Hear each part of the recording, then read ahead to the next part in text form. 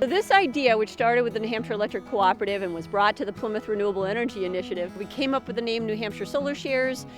We decided our theme was sharing the sun with our neighbors, but then we were on the fast track. By April of 2018, we had our building permit. And by October 29th, 2018, we were commissioned and making solar energy. Really what was important to us was working with folks who could take a great idea and make it reality. This is a solar picnic area. There will be signs explaining how solar works and about who is getting the benefits of the solar energy.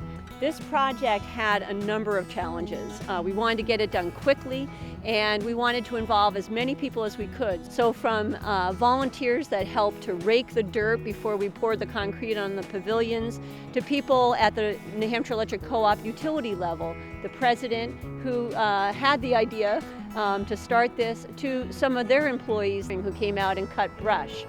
There's at least 100 people that either worked on it or donated or supported this program of solar shares, and I'm very proud of it. So the families that get the solar share will be partaking in an energy education program where they'll learn about how to save energy in their home, they'll learn more about solar energy, and they'll share it with their neighbors. I'm very excited to be able to bring clean energy to our lower income folks. And we're looking to duplicate this model throughout the state. New Hampshire Solar Shares model can be duplicated with any utility. With a little bit of a can-do spirit and a community that believes in putting more clean energy on the grid, this really can be done anywhere.